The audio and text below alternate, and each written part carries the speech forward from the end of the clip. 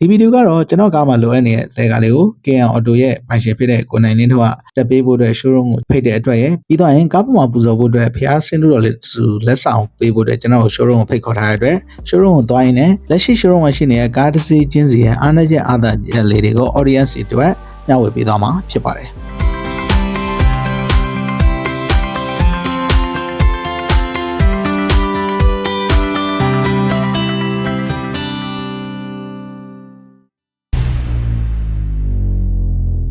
ကဲအားလုံးပဲမင်္ဂလာပါအဲ့တော့ဒီမှာအခုဒါ KN Auto ကိုပြန်ရောက်လာတာပေါ့နော်ပြန်ရောက်လာတယ်ဆိုလို့တခြားကိစ္စအကြောင်းတော့မဟုတ်ဘူးဒီ KN Auto ရဲ့ owner ဖြစ်တဲ့ကိုနိုင်လင်းကဒီကားမှာနောက်ကတဲကာလေးရယ်ပြီးတော့လို့ရှိရင်ကျွန်တော်တို့ကားထဲမှာပူဇော်ဖို့အတွက်ဖျားတဆူပေါ့နော်ပေးဖို့အတွက်ခေါ်ထားတော့ကျွန်တော်လည်းတောက်လျှောက်မအားဘူးဖြစ်နေတယ်သူဒီနေ့လည်းမအားဘူးနောက်ထပ်စာတင်သွားတင်ရမယ်ဒါပေမဲ့အကြားထဲမှာနိုင်ရွက်လာဟနေပေါ့နော်ဆိုတော့ဒီကိုအတင်းကျွန်တော်ဒီဟာလေးလာယူပေးပါပေါ့နော်လာယူပြီးတော့ဒီနောက်ကတဲကလေးလည်းတက်ပေးဖို့အတွက် plan လုပ်ထားတော့အဲ့ဒါကိုကျွန်တော်ကတောင်းတာမျိုးမဟုတ်ပဲねတီးတန့်ပေါ့နော်အဲ့လိုပေးဖို့အတွက်လုံးဝခေါ်နေတာဖြစ်တဲ့အတွက်ကျွန်တော်ဒီနေ့လာပြီးတော့ကားလေးကိုအဲ့ဒါလာပြီးတော့တက်တာဖြစ်ပါတယ်ဆိုတော့ဒါကားဝယ်ပြီးသွားတာစုပေါင်းဆိုအခုဆိုတာတစ်ပတ်ကျော်နှစ်ပတ်တင်ရောက်လာပြီနှစ်ပတ်လောက်ရှိပြီနှစ်ပတ်လောက်ရှိသွားပြီဒါမဲ့လည်းအဲ့ customer အခုချိန်ဒီ follow လုပ်ပြီးတော့ပေါ့နော်လုပ်ပေးဖို့အတွက်ဂရိပေးထားတယ်ပြီးသွားရင်နောက်ထပ်ဂရိပေးထားတဲ့ကိစ္စမဟုတ်ဘဲနဲ့လည်းခုနကလိုမျိုးဖျားတဆူပူဇော်ဖို့အတွက်ကျွန်တော်ကကားထဲမှာဖျားတဆူပူဇော်ခြင်းတယ်လို့အဲ့လိုပြောလိုက်တဲ့ဟာကိုမှတ်ထားပြီးတော့ဒါလေးဝယ်ပေးတယ်ပေါ့လေဆိုတော့ကိုမတောင်းမဲနဲ့ရလာတဲ့ကိစ္စဖြစ်တဲ့အတွက်ကျွန်တော်ကတော့ဝမ်းသာတယ်အားကြောင့်ဒီကိုလာတယ်လာပြီးတော့အဲ့ခုနဖျားပူဇော်ခံဖို့အတွက်ကားလာထားတယ်တလက်စားထဲမှာပဲအခုကျွန်တော်ပြောထားတဲ့ဒီ showroom ရဲ့အားနည်းချက်ဖြစ်တဲ့ဒီ showroom မှာကားရတင်ထားတယ်ပြီးတော့ကိုကကြိုက်တယ်ဆိုပြီးတော့မှတ်ထားတယ်တရက်နှစ် screenshot တွေပါရိုက်ထားပြီး2ရက်3ရက်လောက်မှလာကြည့်တဲ့အခါမှာကားကမရှိတော့ဘူးအခုလဲဒါမြင်တဲ့အတိုင်းပဲဒီထဲမှာကားတွေကတော်တော်လေးတောင်မရှိတော့ဘူးပေါ့နော်တော်တော်နေသွားပြီအဲ့တော့ပထမတရက်နှစ်ရက်မှမြင်ထားလို့ရှိရင်ကားကလုံးဝအကုန်လုံးဝင်းထဲမှာအပြည့်ဒီ3ရက်လောက်ဆိုဒီမှာကားတွေရှိတော့ဘူးပေါ့နော်အဲ့လိုမျိုးပေါ့ဒါသူ့ရဲ့အားနည်းချက်တစ်ချက်လို့ပြောလို့ရပါတယ်ဆိုတော့အဲ့ဒီလိုမျိုးအခုမရှိတဲ့ကြားထဲမှာအခုဒီမှာရှိနေတဲ့ကားလေးတွေ့တယ်ပေါ့လေဆိုတော့ဒီမှာဒီ showroom ရဲ့တကယ် sales representative ပေါ့နော်တကယ် sales representative ဆိုတာတဲ့ manager ဘလို့ယာတူးလည်းပြောရမှာမသိ executive လားကျွန်တော်လည်းမသိဘူးเนาะအဲ့ဒါကားကြောင့်လည်းနားလေတယ်ဆိုတော့သူကားယာတူးတရေအထက်ကရောတရေအထက်ကကျွန်တော်ဒီကိုတရေကိုကျွန်တော်ကဒီကားရှိတဲ့ကားလေးတွေကိုပေါ့နော်တစ်စီးချင်းစီရဲ့ကောင်းတာဆိုတာလေးကိုကျွန်တော် request လုပ်ထားသူကလည်းပြောပေးမယ်ပေါ့လေဆိုတော့ကြည့်ရလူအနေနဲ့လည်းကားဝယ်ဖို့စဉ်းစားနေတဲ့အခါမှာ KM မှာပဲဖြစ်ဖြစ်ဗမာပဲဖြစ်ဖြစ်ကားဝယ်တဲ့အခါမှာကျွန်တော်တို့ကိုဝယ်ဖို့ရစဉ်းစားထားတဲ့ကားနဲ့ဒါနဲ့တိုက်ဆိုင်လို့ရှိရင်ကောင်းတာတွေဆိုတာတွေသိသွားတဲ့ခါကျတော့တခုခုအကျိုးရှိပါစေဆိုတော့ဆန္ဒမျိုးနဲ့ဒီ blog လေးကျွန်တော်ရိုက်ပေးလိုက်တာဖြစ်ပါတယ်ဆိုတော့ကိုသူတွေမှာဟုတ်ကဲ့သူတွေမှာဟုတ်ကဲ့ဒီဟာလေးနဲ့စလိုက်ကောင်းမနေတယ်နော်ဟုတ်ကဲ့ဆရာရရပြောပါဒါကြတော့လည်းလောက်ပါအောင်ဒါကြတော့တော်များများသိပြီးသားကားပေါ့ဆိုတော့ကောင်းတာဆိုတာဒီကောင်ကတော့ Toyota Rush ဆရာ Rush မှာRN ဆိုတော့ဒီကောင်16ထွက်တာပေါ့ပဲကိုးလိုက်စင်ဒီကောင်တွေကတော့ရန်ကုန်လိုင်စင်ကပွင့်လင်းပြောရင်တော့နည်းနည်းရှားတယ်ဒီကောင်လေးလာမယ်ဆိုလို့ရှိရင်နောက်ပိုင်းကားအသစ်တွေတော်တော်များများပဲခူးမန္တလေးနေပြီးတော့ပေါ့ဟုတ်ကဲ့အဲ့လိုကားမျိုးကြီးလာတာများအဲ့ဆိုကောင်းတာဆိုတာလေးကိုနည်းနည်း customer မြင်သွားအောင်ပေါ့ကောင်းတဲ့အချက်တွေကတစ်ချက်လောက်ပဲပြောပြီးတော့မကောင်းတဲ့အချက်ကလည်းတစ်ချက်လောက်ဆိုပါဟုတ်ကဲ့ဆရာကောင်းတဲ့အချက်တွေကတစ်ချက်လောက်ပဲပြောဆိုလို့ရှိရင်တော့များတယ်ချက်ကတော့မဟုတ်ဘူးဆရာကသူက rush ဖြစ်နေတဲ့အတွက်မြန်မာနိုင်ငံလူတွေတော်တော်များများထိုးတာဖြစ်နေတဲ့အတွက် rush ဖြစ်နေကြိုက်ကြအကျန်းခံတယ်အကျန်းလဲခံတယ်ဆရာမောင်း feel လဲကောင်းတယ်ပြီးတော့သူကအဲ့လိုတိတိကျကျလေးနဲ့ SUV တိုင်းမှာတကယ်ဘယ်လိုပြောမလဲတော်တော်လေးကောင်းတဲ့အထဲမှာပါတယ်သူဈေးတန်းအရလဲသူ high quality မှာရှိနေတယ်ရက်တည်နေတော့ပဲပေါ့ဆရာဘယ်လောက်ပဲဈေးကြတယ်ပြောတော့လောဆယ်တော့ရက်တည်နေတဲ့ကားဈေးပဲမကောင်းတာဆိုရင်ကျွန်တော်တို့ဘာဖြစ်မလဲမကောင်းတာဆိုလို့ရှိရင်ဘာဖြစ်မလဲဆိုတော့ပွင့်လင်းပြောရရင်တော့ rush ကတော့ဆရာဟဲ့သူခေါ်ထားတဲ့ဈေးနဲ့သူပေးရတဲ့ဘယ်လို feeling နဲ့တိတ်မတန်လို့ခံလာရတယ်ကျွန်တော်အမြင်မှာဘာလို့လဲဆိုတော့အမှန်လက်ရှိကားတွေရှားနေတဲ့အခြေအနေမှာဟုတ်တယ်နော်အဲ့လိုပုံစံမျိုးမှာသူပေးရတဲ့ဈေးဆိုလို့ရှိရင်လည်းဒီ1000အပေါ်မှာအနေနဲ့1500နဲ့1600ကြားထဲမှာဝယ်လို့ရတယ်ဒီကားဆိုရင် range ကဘယ်လောက်ရှိလဲဒီကောင်ဆိုလို့ရှိရင်ဆရာဟိုလောက်ရှိမယ်1550နဲ့50ဆရာ1550အဲ့ပတ်ဝန်းကျင်မှာသူပါလာတဲ့ fashion အနေနဲ့ဆိုပြောချင်တယ်ဘာအောင်ပါပုံမှန် Toyota brand တွေလိုပဲကားဆက်နိုးမယ် air con ဖြစ်မယ်မောင်းမယ်ကျွန်တော်လည်းကားအထဲကိုဝင်ပြီးတော့ကျွန်တော်စိတ်ထဲမှာရှိတဲ့အားနည်းချက်ဆိုလည်းအဲ့ဒါပဲဟုတ်တကယ် function စုံစုံလုံးလေးကြောက်ရစီးကျင်တဲ့လူတွေဆိုရင်တော့အဆင်မပြေဘူးဒါပေမဲ့အကျန်းလုံးဝသုံးကျင်တယ်လုံးဝ share Toyota မှအရင်တည်းကစီးခဲ့တယ်ဂျပန်ကိုကြိုက်တယ်လုံးဝအဲ့လို crazy လူတွေဆိုရင်တော့ rush ကတော့ဥတ္တိပွင့်လင်းပြောရင်တော့အရန်မိုက်နေတဲ့ brand နဲ့ပါနေသေးတယ်ဆရာ Okay အဲ့ဒါကတော့ဒါ honest ပေါ့နော်ကျွန်တော်တို့ရောင်းတဲ့ပုံစံမျိုးနဲ့အဓိကမပြောဘဲနဲ့ပေါ့နော် customer တယောက်စဉ်းစားတဲ့အခါမှာကိုယ့်အတွက်အကျိုးရှိတဲ့ decision ချတဲ့အခါမှာပေါ့နော်အကျိုးရှိတဲ့ information ရအောင်အတွက် request လုပ်ထားဖြစ်တယ်အဲ့လိုပြောတာဖြစ်ပါတယ်နော် Okay နောက်ထပ်ဒါလေးဒါတော့တရုတ်ဖြစ်သွားပြီနော်ဒီကောင်ဆရာဟောပေါ့ GMC S350 ပေါ့တရုတ်ကိုမှ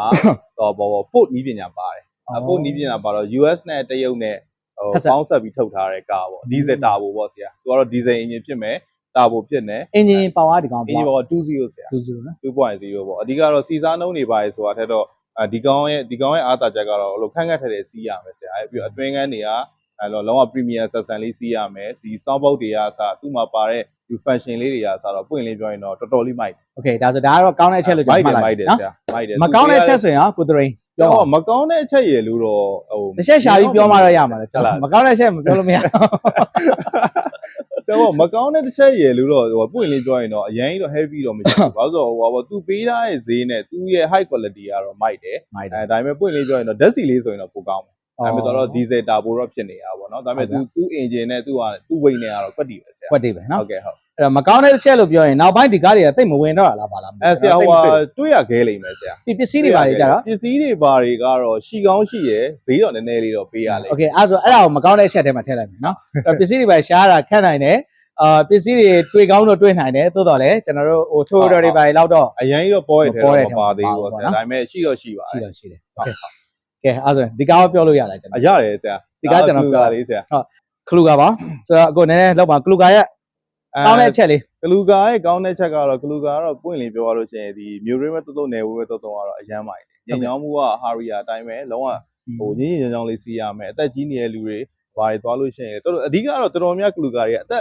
ကြီးနေတဲ့လူတွေစီးရများဘာလို့လဲဆိုတော့သူတို့လုံးဝတက်တာရှိရယ်ဟိုင်းဝေးတွေဘာတွေသွားရင်တော့မှပဲရောက်လို့ရောက်အောင်မသိမောင်းလို့ရတဲ့ကားအဲ့ဆိုရင်ဒါပေမဲ့ကောင်းတာတော့ရှာမရတော့မယ်နော်ကိုသူရင်ကဟုတ်တယ်ကားကောင်းလို့ကောင်းတယ်လို့ပြောတာတော့လက်ခံတယ်ပေါ့နော်ဒါပေမဲ့ကျွန်တော်တို့ကောင်းတယ်ဆိုရင်အဲ့ကောင်းတဲ့နောက်မှာမကောင်းတဲ့တခုတော့ရှိမှရမယ်ဆိုတော့ကိုယ်တိုင်လည်းမကောင်းတာကတော့အဲ့လိုမျိုးတော့မဟုတ်ဘူးဆရာမကောင်းတာကဘာလဲဆိုတော့လောဆယ်ဒီကောင်လေးက242ဆိုရင်တော့အရန်မိုက်အရန်မိုက်လူကြိုက်အရန်များတယ်အဓိကကျွန်တော်တို့မြန်မာနိုင်ငံမှာက4 week ဆိုလို့ရှိရင်သူတို့ရဲ့စိတ်ထဲမှာအဲ့လိုစီစားမာတွေဘာတွေသူအရန်ကြောက်တယ်ပစ္စည်းရှားမာတွေအဲ့ဒီ4 week ဥစ္စာကိုပြင်ရမာတွေသူတို့အရန်အဲ့လိုကြောက်ကြတယ်ဆရာအဲ့လိုမျိုး mindset ကရှိနေတယ်ပေါ့ဖြစ်နေအမှန်တကယ်တော့ဘာမှမဟုတ်အဲ့ဒါကိုဈေးကွက်ရအဲ့ဒီမြန်မာနိုင်ငံကလူတွေရဲ့အထင်မြင်မှာအဲ့ဒီချက်ကကောင်းအဲ့လိုဖြစ်နေတာအမှန်တကယ်တော့တခြားနိုင်ငံတွေမှာ4 week ကအရန်ဈေးကြီးရဲ့ brand အဲ့ဒါဆိုဂျပန်ပြီးသွားလို့ရှိရင်တော့ကျွန်တော်တို့တရုတ်ပါနော်တရုတ်2ရုပ်ရှိတယ်ဒီမှာတရုတ်က2ရုပ်ရှိတော့လုံးဝလူကဲလောက်ပါဒါကတော့ကျွန်တော်တို့ Swiss ပါကျွန်တော်လည်းလက်ရှိစီးနေတာဖြစ်တဲ့အတွက်ဒါပေမဲ့ကျွန်တော်စီကမပြောဘဲနဲ့တကယ်ဒါ showroom မှာလက်ရှိရှိနေတဲ့ sales executive ပေါ့နော်ဆိုတော့သူစီကနေပြီးတော့နားထောင်နေတာဖြစ်တဲ့အတွက်ကိုသူတို့အနေနဲ့ရောဒီကားမောင်းရတဲ့ပုံမှာ experience ကကောင်းတဲ့ချက်နဲ့မကောင်းတဲ့ချက်ဆိုဘာပြောမလဲကောင်းတဲ့ချက်နဲ့မကောင်းတဲ့ချက်ဆိုလို့ရှိရင်ကောင်းတဲ့ချက်ကတော့ဟိုပွင့်လေးပြောရလို့ရှိရင်တော့သူ fashion အရန်ဆောင်တစ်ထောင်အပေါ်မှာလုံးဝဒီပေါ့နော်တန်တဲ့ feeling ကိုတော်တော်ခံစားရတယ်အတွင်းကန်းတွေရောဘာတွေရောအကုန်လုံးပေါ့ဆရာတော်လေးကိုကောင်းတဲ့ကားထဲမှာပါတယ်ဟုတ်ကဲ့ဟိုကျွန်တော်မကြိုက်တဲ့ချက်ပေါ့နော်မကြိုက်တဲ့ချက်ရေးကြည့်ပါပြီနားထောင်ပါအဓိကတော့သူက 1.5 တာကိုပြင်နေတာအနေနဲ့တော့သူ့ရဲ့ body weight နဲ့ဆိုအနေနဲ့2.0တော့ဖြစ်တယ် 1.8 လောက်ပေါ့အနေနဲ့1.8နဲ့2.0တော့ဖြစ်တယ်ဆရာဒါတော့ 1.5 ကျတော့ပွင့်လင်းပြသူတာဘူတော့ထည့်ပေးထားရဲဆိုပေမဲ့သူယုံအားကသူ့ရဲ့ body weight နဲ့တိတ်မမျှဟုတ်တယ်ဆရာဟုတ်တယ်ရှင်မောင်းတဲ့အနေအထားမျိုးတွေမှာဟိုကားတော့မကောင်းဘူးဆရာမျိုးရင်းမဲ့သုံးပါဆိုအရန်မိုက်တယ်ဟို luxury အပြည့်ပေးတယ်ဟို function အပြည့်ပါတယ်ဒါပေမဲ့ engine ဘိုင်းမှာ 1.8 နဲ့2.0ဆိုရင်တော့အရန်မိုက်ဒါပေမဲ့ 1.8 တွေလည်းလာပါတယ်1.8 တွေလည်းလာမယ်ကျွန်တော်အမြင်ပေါ့ကျွန်တော်အမြင်ဆိုလို့ရှိရင်ကျွန်တော်2.0လာစီခြင်းတယ်အဲ့လိုမျိုးဆိုရင်တော့သူတော်တော်လေးအဆင်ပြေသွားမယ်လို့ထင်တယ်။ Okay ကျွန်တော်ခုနပြောနေတဲ့ဈေးတွေဘာတွေမပြောခဲ့ဘူးလေခုနဗာလေ GMC ကအဲ့ကားလေးကြတော့ဈေးတန်းဘယ်လောက်ဈေးက GMC လေးက1260ဆရာ1260ဟုတ်သူက 3S ဖြစ်သွားပြီ model 2020ဖြစ်သွားပြီပေါ့ဒီကောင်လေးဆိုရင်ကလူကာလေးကဆရာဟိုပေါ့ဈေးနှုန်းရဆိုလို့ရှိရင်865သိန်းအဲ့တော့ဖြတ်ပြီးတော့ပြောတာပေါ့နော်ဒီ showroom မှာကျွန်တော်တို့အခုလိုမျိုးကျွန်တော်ကဒါကြုံရင်းနဲ့ဗီဒီယိုရိုက်သွားတယ်အဲ့ဒီဗီဒီယိုတင်လိုက်တဲ့အခါမှာလည်းဒီဗီဒီယိုတွေ့ပြီးတော့ဒီကားလာဝယ်တဲ့ခါမှာဒီကားရှိရင်မှရှိတော့မှာပေါ့ဘာလို့ဆိုတော့နင်းမြင်ညပြောက် showroom ထဲမှာပါတယ်ကွန်ပျူတာဘိုင်းလာကြည့်ထားတယ်ပြီးတော့ကြိုက်လို့စီရင်ဒီဘိုင်ဘာမှမချခဲ့ဘူးစကားတွေပဲလည်းအကုန်လုံးအပြီးမပြောဘဲနဲ့နောက်နေ့ပြန်လာရင်ကားမရှိတော့တဲ့ကိစ္စတွေကတော့ဒီ showroom မှာခဏခဏကြုံရတယ်ပေါ့နော်ဆိုတော့ဒါ customer တွေနဲ့လည်းတွေ့လို့တကယ်လို့ကြိုက်တယ်ဆိုတော့ showroom ဝင်တော့ဖုန်းဆက်ကြည့်ပါပြီးတော့မှရှိတယ်ဆိုပြီးတော့မှလာကြည့်ပေါ့လေမဟုတ်လို့ရှိရင်ရောက်မော်ပြီးဖြစ်နေမှာဆိုတော့ရောက်ပြီးတော့ကားမရှိပြီးမော်ပြီးပြန်သွားရတယ်လေ okay ဆိုတော့ဒီကောင်ဆိုရင် sorry ဆိုရင်စိုးကြီးရတော့ဆရာဈေးနှုန်းလားဆရာဟုတ်ကဲ့ဈေးနှုန်းဆိုလို့ရှိရင်တော့ဒီကောင်က1145သိန်း1145သိန်း1145သိန်းဟိုမှာအဓိကတော့ကျွန်တော်ကဒီဟိုပေါ့ A11Y ပေါ့နော် license က A11Y ဖြစ်နေအားကြောင့်ကျွန်တော်1145ခေါ်တယ်ဒီနေရာမှာတော့ပဲခူးဖြစ်ဖြစ်မန္တလေးဖြစ်ဖြစ်ရန်ကုန်ဖြစ်ဖြစ်ဆိုရင်ကျွန်တော်1200ကျော်မှာရောင်းပါဘာလို့ဆိုဒီကောင်ကပွင့်လင်းပြောရင်90%အော်သေးတယ်အခုဒါကတော့ကြုံလို့ဖြတ်ပြောလိုက်တာပေါ့နော်အခုလောလောဆယ်ဆိုရင်ကျွန်တော်ဒီကိုလာတဲ့ခါတိုင်းမှာတွေ့ရတဲ့ကိုညီကိုလို့ခင်ရတဲ့2ယောက်ရှိရပေါ့နော်ကိုသူရင်ရယ် ဒါရှိကိုနိုင်လင်းကိုနိုင်လင်းကတော့ဒါ4ရက်လောက်ရှိပြီတဲ့သူကားရှာနေတာသူတို့ကြိုက်တဲ့ကားမတွေ့သေးတဲ့အတွက်ကား showroom မှာလည်းကားတွေကမဖြစ်နိုင်ဘူးဖြစ်နေပေါ့နော်အဓိကအဲ့ဒါကိုလည်းကြိုက်တယ်ဘာလို့ကြိုက်လဲဆို user တယောက်အနေနဲ့ဒီကား showroom မှာကကြိုက်တဲ့ကားလာအဲ့ဒါကိုမရရအောင်ထိုးရောင်းပေးမယ်ဆိုတဲ့အထဲမှာမပါဘူးပေါ့လေဆိုတော့ကျွန်တော်တို့ကတော့အဲ့ဒါမျိုးပိုကြိုက်တယ်ကားနေတယ်ဒါမဲ့ဟို quantity ထက်အဓိကဒါ quality ကိုဦးစားပေးရလို့ကျွန်တော်တို့မြင်မိတယ်ပေါ့နော်နဲတော့ကားတော့နဲတယ်ဒါမဲ့နဲတဲ့ကားလေးတွေကောင်းတယ်ပေါ့နော်အဲ့လိုမျိုးဆိုတော့သူဆိုအခုဒါ4လောက်ရှိပြီကားအကြိုက်မတွေ့ဘူးပြအခုလည်းထွက်သွားပြီဟိုကလောလောနဲ့ဟို2ယောက်နဲ့ချိန်ထားတယ်အဲ့လိုမျိုးနော်ဟုတ်တယ်ဆရာအဲ့ဒါလေးတွေကတော့အစိုးရအကောင်းပေါ့နော်ဒီ showroom မှာကားနဲတယ်လောလောဆင်ပြောတာပေါ့ဒါမဲ့ကားကောင်းတယ်ပေါ့ okay နောက်ထပ်ဒါလည်းတရုတ်မှလေးပဲနဲ့ပြောတရုတ်ပဲဆရာတော့ BIC brand 9R ဆိုတော့ဒါလေးရဲ့အားနေချက်ဆရာကအားနေချက်ရဲ့ဟိုအားတာချက်ပြောသွားလို့ရှိရင်တော့ပွင့်လေးပြောရင်ဒီကောင်လေး 9R ပေါ့ဆရာနောက်ဆုံးဒါ grade လို့လည်းပြောလို့ရတယ်သူ့နောက်မှာလည်း D70 ပဲရှိတော့မှာဒီကောင် D50 အနီရောင်လေးဖြစ်တယ်အားတာချက်ကတော့သူက luxury bike ဖြစ်သွားပြီဆရာဘယ်လိုလဲဖြစ်တခြားကားစလုံးတွေစီးမှာသူ့ဈေးဆိုလို့ရှိရင်845သိန်းပဲရှိ845သိန်းမှာကျွန်တော်တို့ရွေးချယ်စရာဘာရှိမလဲ Toyota ထဲမှာဆို Max 8တွေဝယ်လို့ရမယ်brown jelly တွေရှိမယ်ရွှေငါးတွေရှိမယ်ပေါ့နော်ဒါပေမဲ့အဲ့ဒါတွေကကျွန်တော်စိတ်ထဲမှာလည်းကြာနေပြီနော်ဟုတ်တယ်ဆရာအဓိကနောက်ပိုင်း customer ရဲ့အတွေးကသူဘယ်လိုဖြစ်သွားလဲဆိုတော့ဟိုပေါ့အရင်လွန်ခဲ့တဲ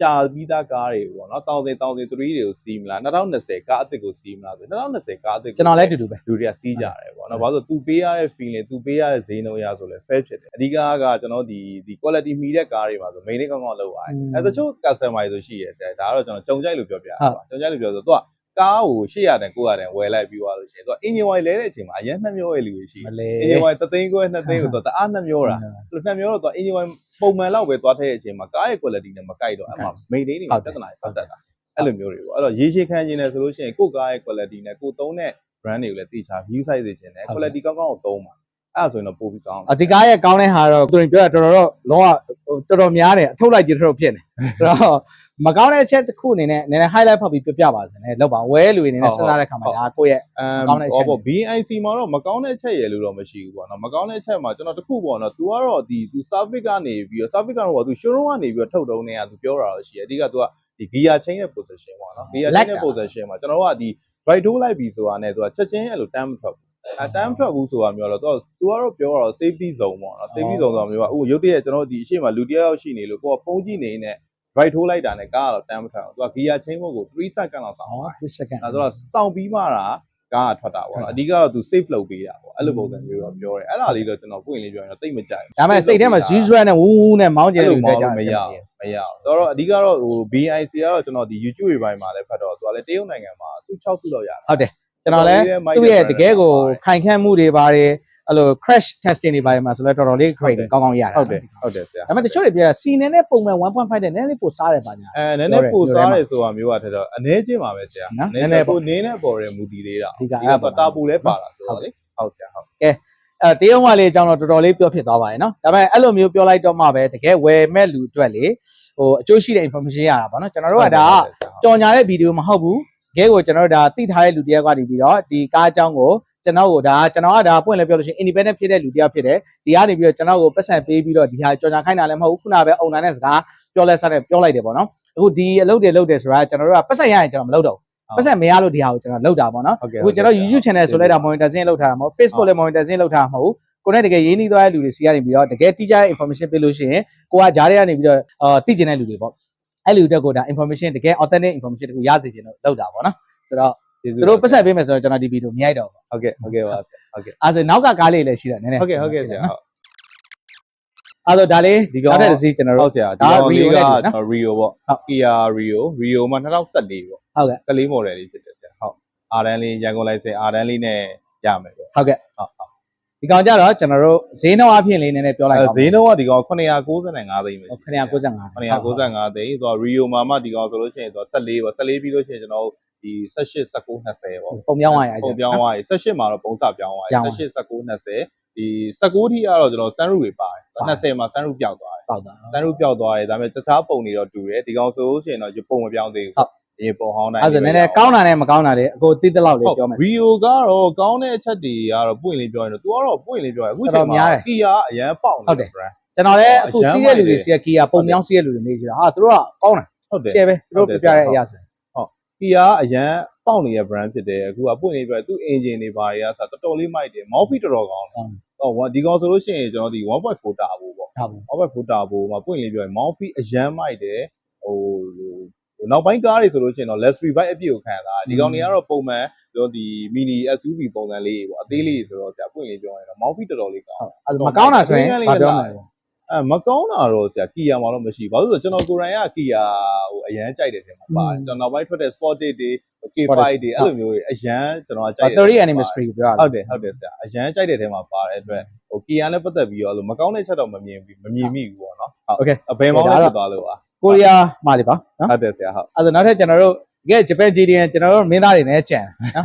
်မင်းသားတွေအကြောင်းလည်းကြော်ပြောလိုက်မယ်ကျွန်တော် Toyota Wish ပါ Toyota Wish ဒီကောင်က1006ကို Aerosport လေးပေါ့ Aerosport မှာတော့ Wish မှာတော့ပွင့်လေးပြောရင်တော့ဟိုလောလောဆယ်ဒီ1006မှာတော့ Aerosport မှာတော့အမြင့်ဆုံးလို့ပြောလို့ရပါတယ်သူ့နောက်မှာတော့17 12တွေရှိတာနှာကြားတွေရုပ်ပြောင်းသွားပြီဈေးနှုန်းကျတော့ဘယ်လောက်ဖြစ်သွားလဲဈေးနှုန်းကစီကဆရာဒီကောင်က1050 1000နဲ့1050ကိုကျွန်တော်ကဘာလို့ဈေးပြောလဲဆိုတော့ 90% အော်ဈေးတွေအဲ့ဒါနဲ့လေရတခုမှမရှိဘူးအော်ဈေးတွေဖြစ်တယ်ပြီးလို့ရှိရင်နောက်တစ်ခုကရန်ကုန်လိုင်စင်အောင်မှပြည်တယ်ဖီတန်းအောင်ဖြစ်သွားတယ်ဒါပေမဲ့အရန်မြင်သွားပြီသူ့နောက်မှာလည်း RS တွေကတော့မလာ2006ဆရာ1006ကိုမှ Aerosport အမှန်လေးပေါ့ဟုတ်ကဲ့ဟုတ်ဆိုတော့ Toyota Wish ရဲ့အားရကြကျွန်တော်ပြောတော့ဘူးပေါ့ကိုသူရိမန်နဲ့လောက်ပါဆရာအရင်တော့ဝစ်စည်းလာဆိုဆရာပြောပါပါဝစ်ဆက်အဲ့ဒါကျွန်တော်လည်းပြလိုက်ပါမယ်ဒါတော့နော်Toyota Wish ရဲ့အားသာချက်ကတော့အများကြီးဖြစ်နေကျွန်တော်ဘာပြောရမလဲတော့မဟုတ်တော်တော်လေးမိုက်အဓိကဟိုတကယ်တည်း maintenance ကောင်းလုပ်ထားလို့ရှိရင်အကြိုက်စီးမျိုးတွင်းရောhighway မှာဆိုတော့တော်တော်သိတာသူ့ရဲ့ဒီ aero dimension တွေပါတွေကအရင်ကောင်းတဲ့အတွက်သူ့ရဲ့ engine နဲ့သူ့ရဲ့ကားပြဝိုးလေးဖြစ်တဲ့အတွက်စီစားကတော်တော်တက်တာရုပ်ပြစင်ပြ Toyota Wish ကဟုတ်ကဲ့ဆရာပြီးငိမ့်နေမောင်းလို့လည်းကောင်းတယ်ပစ္စည်းလည်းပေါ်တယ်နဲ့တူရနော်မေးကြည့်တော့မရဘူးဆိုတဲ့ပစ္စည်းတွေမရှိရတယ် Wish ကတော့မရှိသလောက်ပဲမကောင်းတဲ့အချက်ကျွန်တော်တစ်ချက်ပြောမယ်မကောင်းတဲ့အချက်ကတော့ကျွန်တော်အနေနဲ့ဆိုရင်လည်းဒီကားက2006ဆိုတော့ဟွာလာဖြစ်သွားပြီပေါ့16နှစ်ပေါ့နှစ်19နှစ်20လောက်ဆိုတော့ထုတ်တဲ့တန်းကြပြီဆိုတော့ထိန်းသိမ်းဟိုရှေ့ကလူဘယ်လောက်ထိန်းသိမ်းတာကောင်းခဲ့လဲဆိုတဲ့ပုံမှာမူတည်ပြီးတော့ဟိုကောင်းတယ်မကောင်းပြောရမှာပေါ့နော်အကယ်ရှေ့ကလူကထိန်းသိမ်းတာကောင်းခဲ့တယ်ဆိုတော့ကားကတော့တော်တော်လက်ကြံမယ်ရှေ့ကလူကထိန်းသိမ်းတာမကောင်းဆိုရင်တော့ကားကောင်းမှာမဟုတ်ဒါပေမဲ့ KN Auto ရဲ့စိတ်ချတာတခုကတော့ရှေ့ကလူထိန်းသိမ်းခဲ့တာကောင်းလားမကောင်းလားဆိုတော့ကြည့်ပြီးတော့မှသူကကားဝယ်တာဖြစ်တဲ့အတွက်ထိန်းသိမ်းတာကောင်းတဲ့လူစီကမှဝယ်ထားတယ်လို့ကျွန်တော်ထင်ပါတယ်နော်ဟုတ်ကဲ့ဆရာဟုတ်ပါတယ်အဲ့ဒါနောက်ဆုံးကျွန်တော်တို့တရုတ်မှာလေးဝယ်ခြင်းလေးက Zoe A5 ပေါ့ A5 လေးနော် Zoe A5 ကိုရန်ကုန်လိုင်စင် R တန်းလေးနဲ့ရမယ်အပွင့်လေးပြောရင်ဒီကောင်ကတော့ရန်ကုန်လိုင်စင်ရှားတဲ့ထဲမှာရှားပပရန်ကုန်လိုင်စင်ဖြစ်နေတာရန်ကုန်မြို့ထဲမှာနေတဲ့လူတွေရန်ကုန်လိုင်စင်ကမှကျိုင်းနေသက်သူတွေမှာတော့လုံးဝအဆင်ပြေတဲ့ကားလေးဈေးတန်းဆိုရင်ဒီကောင်ဘယ်လောက်ဆရာဈေးတန်းဆိုဒီကောင်ကကျွန်တော်ခေါ်ရတဲ့ဈေးဆို815သိန်းပဲရှိ815သိန်းနော်815သိန်းမှာအဖြူအောင်လဲစီးရမယ်ရန်ကုန်လိုင်စင်လည်းဖြစ်တယ်အာတန်းလေးလည်းဖြစ်တာဒီကတော့နောက်ဆုံးလုံးဝဘာမှပြောစရာတော့မရှိတော့အဲ့ဆိုရင်မကောင်းတာနဲ့ကောင်းတာလေးပြောမယ်ဆိုရင်သူလည်းအားနဲ့ချက်ရည်လို့တော့မဟုတ်ဘူးပေါ့နော်သူကလည်းဒီ BIC brand တွေလို့ပဲသူလည်းဒီ gear box မှာသူဒီစိုးကြီးမှာကသူ DA7 မှာတော့အရန်မိုက်သွားတယ်DA7 ရဲ့ fashion တွေတော့သူ့မှာမပါလာဘူးသူကတော့ပုံမှန် fashion လောက်ပဲပါမယ်360 camera တွေကျွန်တော်ဒီဟိုမှန်မှာဆိုလို့ရှိရင်မှန် heater တွေ rain sensor တွေအဲ့လိုမျိုးပဲပါလာအန်ဂေါ်ပူတွေပါရောပါမလာဘူးဒါပေမဲ့သူစလုံးတိုက်ထဲမှာတော့သူ့ရဲ့မောင်းဖီးလေးကလည်း BIC လိုပဲဥ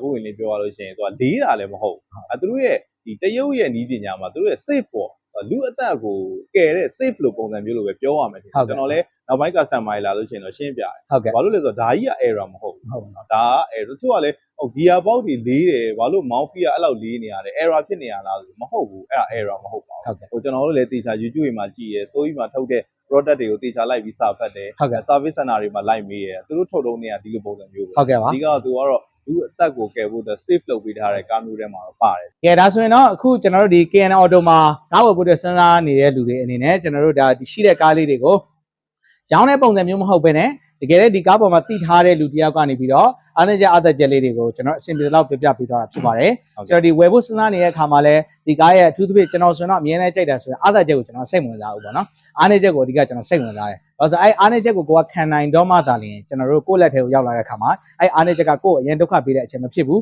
ဒါဆိုရင်ကားစီးရတာစိတ်ချမ်းသာတယ်ပေါ့ကားကကိုယ်စီးတာမဟုတ်ကိုကကားကိုစီးတာဖြစ်သွားတယ်ဆိုတော့အဲ့ဒီ information လေးတွေကိုဒါကိုသူတွေကနေပြီးတော့လည်းပြပြပေးသွားဖြစ်ပါတယ်ဆိုတော့အပိတ်အနေနဲ့ကျွန်တော်တို့ကိုတရင်ကိုဗာလေးများထပ်ပြီးတော့ဖြစ်ဆက်ပြောစရာရှိမလဲဆိုတဲ့ဟာကို KN Auto ရဲ့ representative တယောက်အနေနဲ့ပေါ့လေဆိုတော့ဗာလေးများကျွန်တော်တို့ဒီ customer တွေကိုပေါ်စီမှာကားလာဝယ်ဖို့စဉ်းစားနေတဲ့ customer တွေပဲဖြစ်ဖြစ်လာမဝယ်ဘဲနဲ့လာကြည့်ချင်တဲ့လူတွေပဲဖြစ်ဖြစ်ဗာလေးများတစ်ခုခုဖြစ်ဆက်ပြီးတော့ပြောချင်တယ်ပေါ့ အဓိကကတော့ဒီလိုမျိုးပေါ့ကျွန်တော်တို့စီမှာကားလာဝယ်မှာမဟုတ်ဘူးပေါ့နော်ဆရာနော်ကားလာဝယ်မှာမဟုတ်လေလာကြည့်လို့ရတယ်လာလေးလာလို့ရတယ်စကားတွေလာပြောလို့ရတယ်ပေါ့နော်အဓိကကျွန်တော်တို့ကဟိုလာဝယ်တဲ့အခြေအနေတစ်ခုမှလည်းဟိုအမှတ်မှတ်ကန်ကန်ပဲရအောင်တယ်ကျွန်တော်တို့လိုသူများပတ်စံတွေကိုလည်းအဲ့လိုမတရားတစ်ဖြစ်မလို့ကျွန်တော်မှတ်မှတ်ကန်သွားပေးမယ်ဒီကားကောင်းတာပေးမယ်အတင်းတွန်းပြီးတော့ကျွန်တော်မဝယ်ခိုင်းဘူးအကိုတို့အစဉ်ပြေမှဝယ်ပါကြိုက်မှယူပါကျွန်တော်ကတော့အားနည်းချက်တွေပြောပြမယ်ဒီအားနည်းချက်တွေပြောပြလို့လေဒါဘာလို့ဆိုတော့သူတို့သိအောင်နောက်ပိုင်းမှာတခု error ဖြစ်လာလို့ရှိရင်မင်းတို့ကမပြောလို့ငါတို့မသိဘူးဆိုတဲ့ကိစ္စမျိုးဖြစ်မှာဆိုလို့ပြောတာအဓိကတော့ဒီ KN Auto မှာဝယ်လို့ရှိရင်ကျွန်တော်ဒီအယုစစ် address parcel ကျွန်တော်အမခံပေးထားတယ်ဟိုတခုခုဖြစ်လာခဲ့တယ်ဆိုလို့ရှိရင်တော့ကျွန်တော်ချက်ချင်းဟိုဆောင်ရွက်ပေးမယ်ဒီຢာတွေကိုအကိုတို့စိတ်ထဲမှာမထားပါနဲ့ချက်ချင်းဟိုအကိုတို့ရင်စစ်ရက်တွေဆိုလို့ရှိရင်လည်းကျွန်တော်ဒီဟိုစာချုပ်ထဲမှာထည့်ရေးပေးတယ်ပေါ့နော်အကိုတို့ဒီရင်သွားစစ်ပါရင်စစ်ပြီးမှငွေချေပါတချို့ customer တွေဆိုလို့ရှိရင်ဒေါ်ရာရှိတယ်ရင်မစစ်တော့ဘူးကွာအကိုအခုချက်ချင်းငွေချေမယ်အခုချင်းကားယူသွားမယ်ရတယ်ပြဿနာမရှိကျွန်တော်စာချုပ်ထဲမှာရင်စစ်တိတ်ကိုကျွန်တော်2ပတ်လောက်ခွာရေးပေးထားရတာရှိတယ်ကြိုက်တဲ့အချိန်မှာရင်စစ်ပါမောင်းသွားပါမောင်းနေရင်ရင်စစ်တဲ့အချိန်မှာမြန် error လေးပဲတိတိလေးပေါ့နော်ပေါ်လာခဲ့သည်ရှိတော့ပြန်လာခဲ့ပါကျွန်တော်ချက်ချင်းဒီကားရဲ့တန်ဖိုးချက်ချင်းပတ်စံပြန်ပေးပါမယ်ဒါမဲ့ဒီလိုကိစ္စမျိုးတော့ကျွန်တော်ဒီမှာရှိနေတဲ့ကာလပတ်တစ်ခုမှာတော့ဘယ်တော့မှမဖြစ်ခဲ့ဘူးပေါ့နော်ကျွန်တော်တို့ကိုယ်တိုင်လည်းတည်တည်ကြကြကားကြည့်တဲ့လူတွေတေချာစစ်ဆေးပြီးတော့ဝယ်တဲ့အရာတွေဖြစ်နေတဲ့အတွက်ဒီလိုအမှားမျိုးကတော့ကျွန်တော်ဘဝမှာမရှိခဲ့ဘူးဟုတ်ကဲ့ပါဟုတ်ကဲ့ဆရာဟုတ်အဲ့ဆိုကျေးဇူးအများကြီးတင်ပါတယ်နော်ကျေးဇူးတင်ပါတယ်ဆရာဟုတ်အခုလိုလာပြောပြီးဟုတ်ကဲ့ပါဟုတ်ကဲ့ပါဆရာဟုတ်